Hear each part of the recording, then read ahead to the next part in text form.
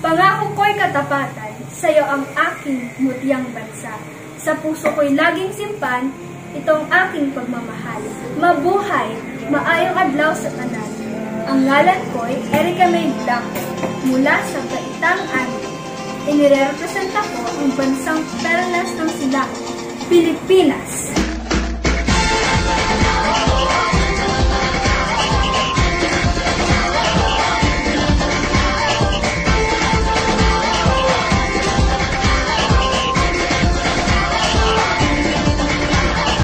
Likas sa kulturang Pilipino ang pagiging magalang. Ang Pilipinas ay sagana sa napakaraming tradisyon at paniniwala. Kilala ang ating bansa sa magagandang kaugalian, nakakabigahaning mga tanawin, at masasarap na pagkain.